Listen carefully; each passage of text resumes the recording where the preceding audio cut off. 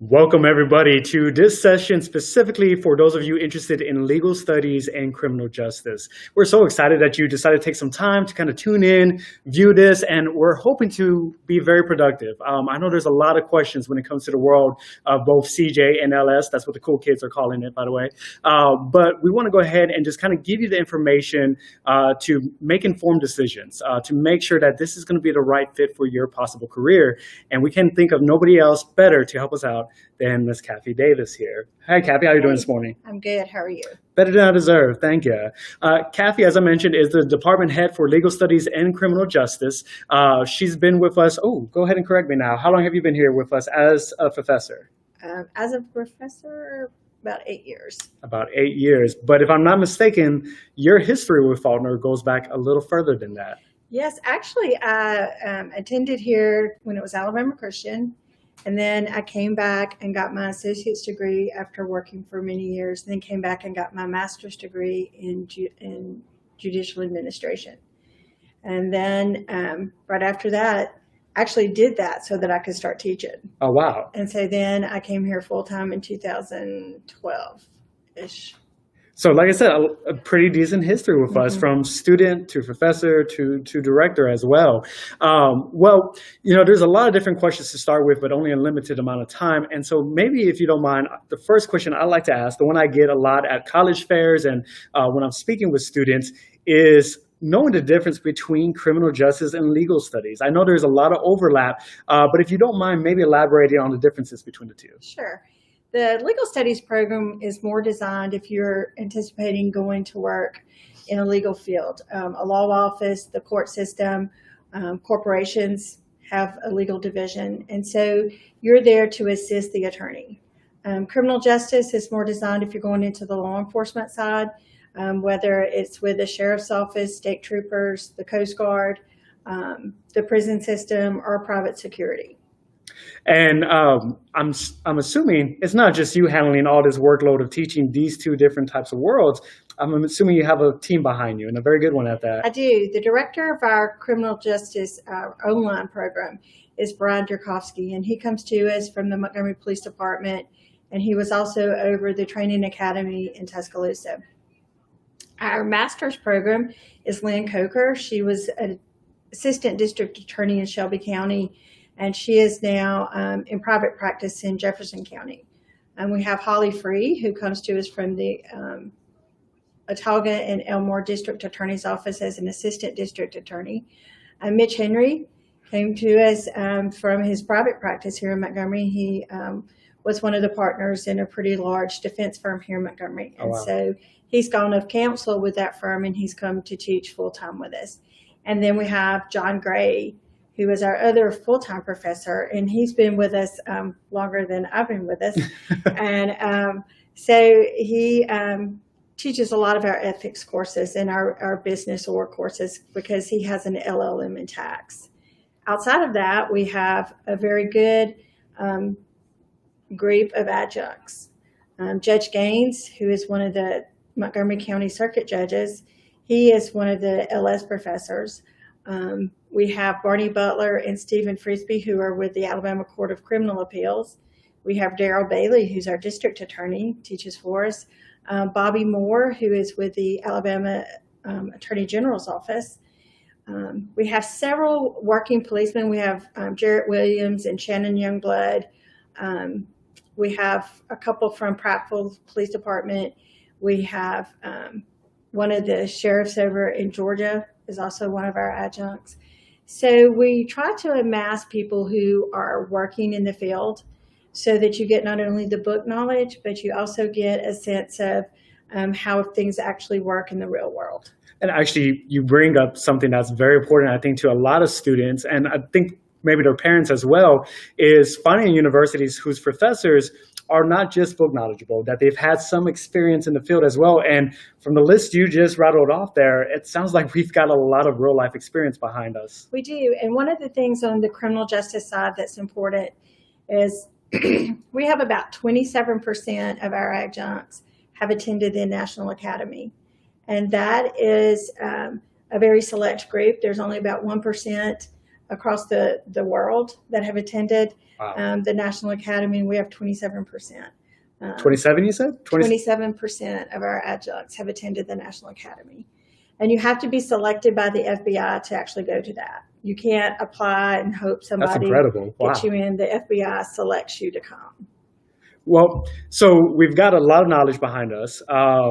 And we mentioned how even though these worlds are very similar, they are also very different. So if you don't mind, let's take a little bit of time to dig into the degree plans themselves. Let's start with criminal justice, and then we'll move on to legal studies, since I know that's your passion point. I want to give you plenty of time to discuss that. But when it comes to criminal justice, if a student is coming as a freshman straight out of high school, what are some expectations that we could give to them about what they're going to end up learning and kind of be diving into? So on the criminal justice side, the very first semester, I want them an intro to criminal justice for two reasons. Number one, I want them to graduate in 4 years, so they need to start day one taking the criminal justice courses. But that's where they're just going to get an overview of corrections, the prison system, policing, and law enforcement. But other classes that we have that are very interesting are fingerprinting. Our fingerprinting is also the person who does fingerprinting from the Montgomery County Sheriff's Office. So the county and the city of Montgomery, yes. their main person is with us as well. With us, yes. Wow. She teaches our fingerprinting course. But we have fingerprinting, crime scene investigation. Cheat a little bit. No, go ahead. That's what we have notes for. That's perfectly fine. Criminology. Actually, I was on the right sheet. Interview and interrogation, constitutional law. One of the things, CJ and the World Wide Web, that's kind of our cybersecurity, and Bobby Moore teaches that. He's with the AG's office, and he's a certified computer fraud examiner. He's a certified fraud examiner. That's what his passion is, and so he comes and teaches that for us. One of the things that we've added this year for the very first time is that we're working with the Montgomery Police Department, the Sheriff's Office, the DA's office, and we've started a cold case class. And so our students will actually be working a true cold case with the Montgomery detectives. They've started a new unit for that, and so our students will be reviewing the files just like the actual detectives are. That's incredibly cool. And so they get 2 semesters of that. And so we're very excited to offer that in conjunction with the local law enforcement. So that makes, I think, if you're interested in this, it makes it just that much more real. You know, you don't have to watch a TV show anymore. If you are interested and wonder if you have the stomach for it or the confidence for it, you get to go ahead and try it on for yourself before you even graduate. Right into it. That's incredible. And this year also, we've opened up our new crime lab. And so we've moved out of a very confined space, and now we have a classroom that sits 35. We have 5 different crime scenes that we can set up. We have our own fingerprinting room, our own lab room, and our own casting room. We also have a fuming chamber. What's a fuming chamber? It doesn't sound very, very comfortable. So a fuming chamber is if you have evidence that's very delicate or decaying. Okay. You put it inside the fuming chamber and you heat up super glue.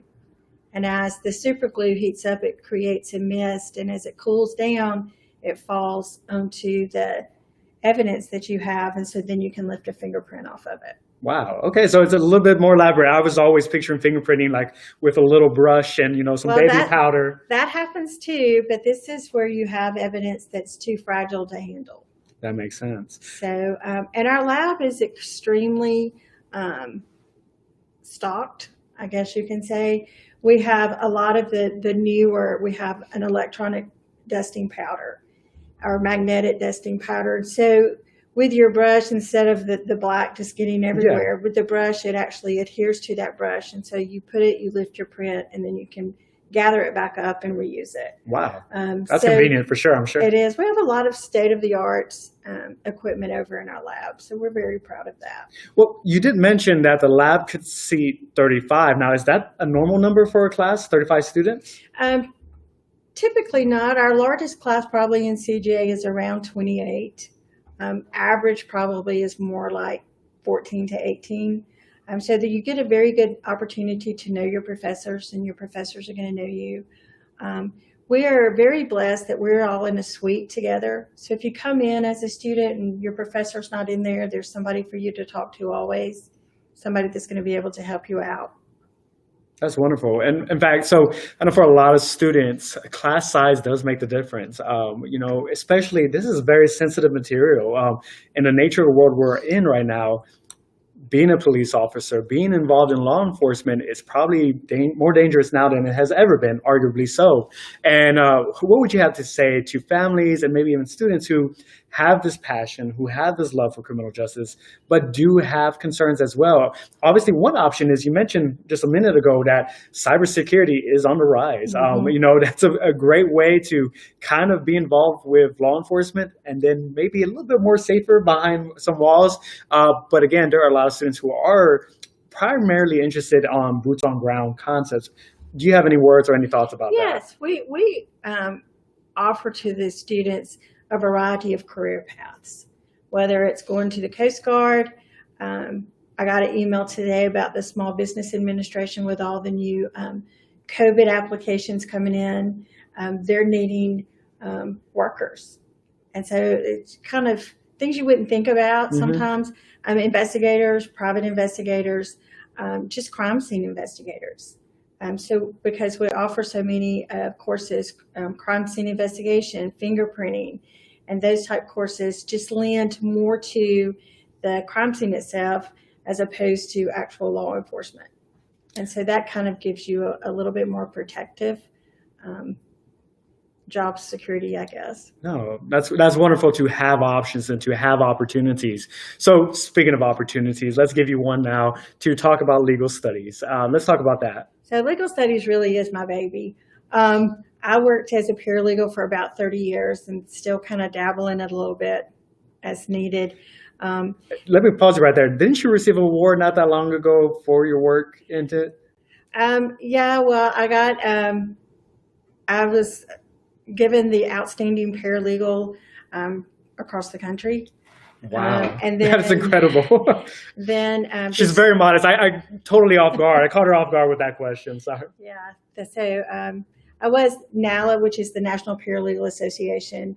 I was given the Outstanding Affiliate Award. So congratulations, and I know it's well deserved for sure. Thank you. So we are an ABA approved program, and that means the American Bar has set standards, and we have met those standards. There are only about 250 colleges across the country who have decided to go that route, and we are one of them. A little bit more paperwork on our end, but it just ensures that you have a quality program. And so I'm very proud of that. We have quality instructors. The students get access to Westlaw, which is if they decided to go to law school, that's one of the programs they use there, but that's a program they're going to use in the real world. So they have that. They have access to Clio, which is a kind of a document management program that a lot of attorneys use. So I'm already teaching them before they leave here programs that they will actually use once they start working. They also have Cali, which is a program used by the law school, but my paralegal students have that as well. All of our students, both criminal justice and legal studies, do an internship. Legal studies is 120 hours. Criminal justice is 112 hours. But that gives them the ability to actually work side by side with someone to see if this is really for them. I had a paralegal student do an internship, and she came back. She goes, "Oh, Ms. Davis, I've chosen the wrong career." Oh, no. She said, "I hated it." And I said, "Well, let's not panic. Let's just do a different internship." Yeah. And so I put her in real estate, and she loved it. She came out, she goes, "This is the greatest thing ever." So the cool thing about criminal justice and legal studies is there's so many different career paths. You're not locked into, I'm going to be a criminal defense paralegal, or I'm going to be a civil litigation paralegal.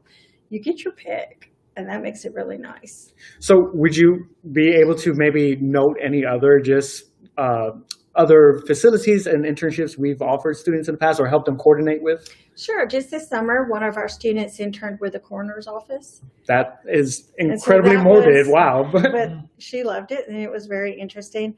We had another who interned with a criminal investigation unit.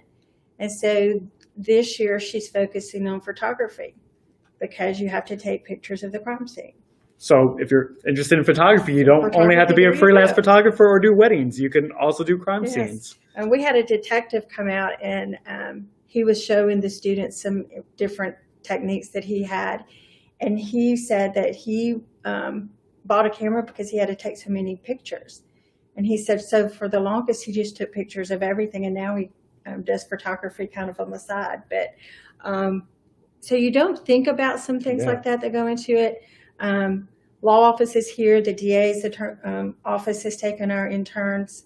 The court, a lot of our interns have interned with the different judges here in Montgomery.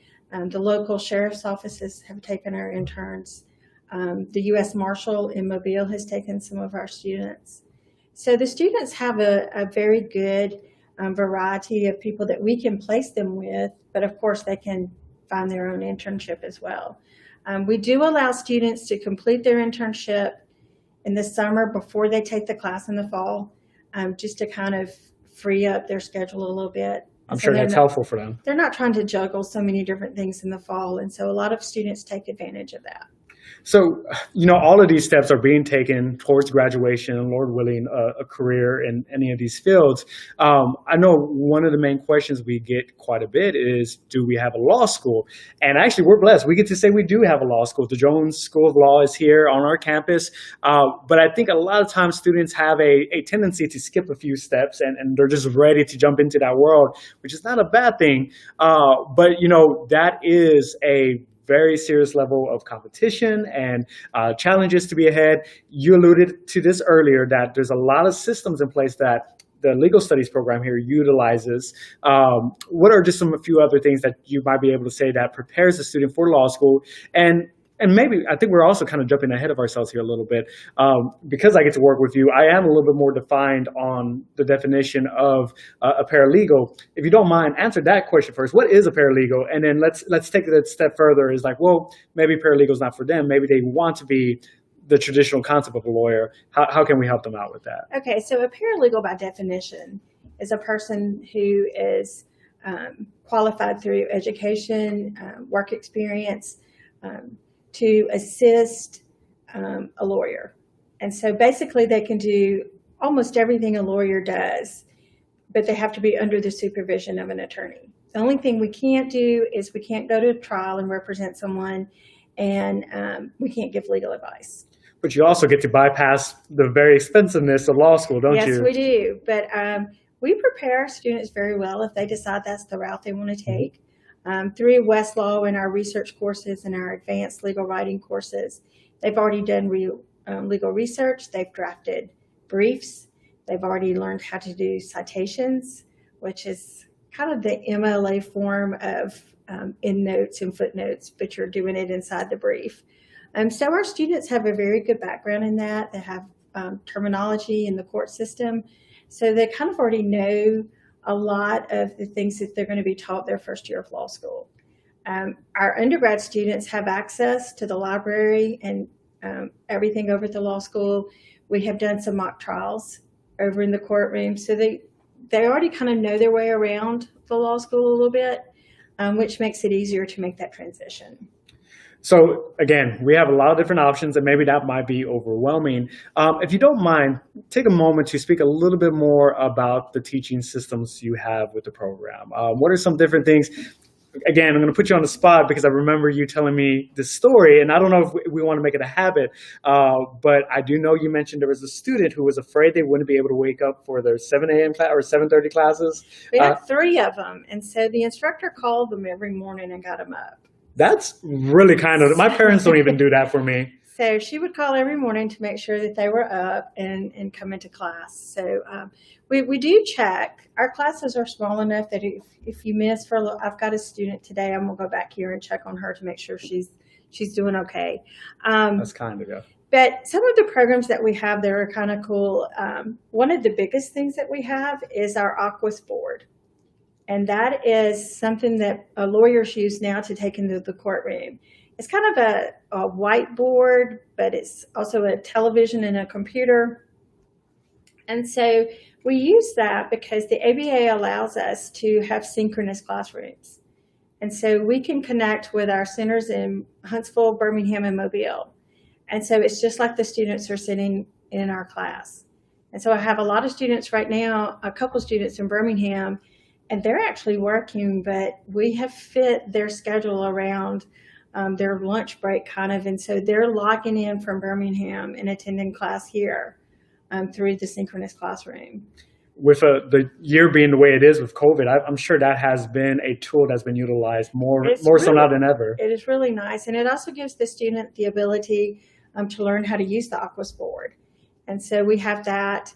One of the other things that we use a lot is our Cengage program, and that's our textbook program. We moved last year for the first time, we required all the students to have Cengage. And so they pay $134, and that is their legal studies and criminal justice books for an entire year. So if they go during the summer, and they have 3 semesters worth of textbooks for $134. So to clarify, is that $134 a semester or a one-time? One time. Really? So they could, if they wanted to do summer school, they have 3 semesters of their textbooks. Works really well for our BCJ program, which is a year-round program, and our MJA program, because they can get their entire books for $134.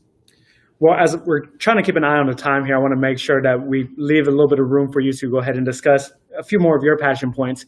I am kind of curious to ask, what type of student is the criminal justice and legal studies looking for? It's not a fit for everybody. Not everybody is necessarily interested in that. But on the other hand, you have seen a number of students come on through. And from what it sounds like, we've had a number of students be very successful. But at the end of the day, I'm sure there's some type of X factor involved. So is there a certain, description you could probably give as a type of student? We always say paralegals are type A personalities. But if you like putting together puzzles or trying to figure things out, I think both of the careers are very suited to you. You have to love things that are going to change. Laws come out every Friday afternoon, or new case law comes out every Friday afternoon. So every Friday afternoon, technically, we have the possibility for change. And that sounds exhausting. I'm not going to lie. Well, it keeps us on our toes research-wise. But also in the criminal justice field, things are constantly changing. Technology is changing. So I think, the person who is not sure what their day is going to hold, need to be flexible. We used to laugh about that as paralegals. You would have your day planned out and you go to work and it totally changes in 5 minutes. But I think that's the type of student that we're looking for, someone who's inquisitive and who's just willing to get in there and kind of do some work. Was there anything else that you would mention that you wanted to share about the program or anything like that? I just think that we have some very good classes. We try to tweak our class load constantly to make sure that we're handling things that are happening in the world. We have great professors, and I will say all of our professors truly do care about the students. Our students come in our office a lot, and we're proud of that. We want the students to feel like they can just drop in for no reason and say hello. But if a student comes here and they're part of our program, we want them from day one to be a part of our program. We don't want to wait 2 years and get them. We will go ahead and search out all of our students so we can start advising them ourselves. And part of that is not just to make sure they're taking the right classes, but just to make sure that everything's going okay with them. Well, Ms. Caffey, thank you so much for your time today. Really appreciate that. And I definitely got a lot more information to be helpful to our students. And if you were watching this, I'm sure you feel a little bit more comfortable about this world now. Guys, again, thank you so much for tuning in, watching in, whether if it was currently or you're watching the recorded version of this. Don't be afraid to take steps. Ask questions. That's why we're here in the admissions office to help you out. Again, my name is Matt. I am the assistant director for the admissions office, but I'm just one of an amazing team that we have here. So depending on where you're living at, we've got somebody here to help you out. It starts with applying and then getting accepted. And that process is actually a little easier than most people assume. Please don't feel intimidated about applying because it just means you're interested and would like to know more information. In fact, if it makes it a little easier, come on by campus first. We'll take the safety precautions that are needed right now for you to visit. I'm sure Ms. Kathy wouldn't mind meeting you if we could go ahead and coordinate that in the right way. But stop on by, and if you like what you see here, and if you find that X factor for yourself, we'd love to see you here in the next fall. If you are part of the Montgomery College Fair, there is actually a free promo code right now to make the process a little easier. We're going to go ahead and waive the $25 application fee. That promo code is just Junior League, JR, the word league, all caps, and that's going to go ahead and take care of your application fee. If you're watching this from a different district, a different area, a different state, talk to us. If you are just absolutely concerned about even the application fee, let's see what we can do to help you out. But again, thank you for your time. Look forward to seeing you sometime soon. Peace and God bless, and Soar Eagles.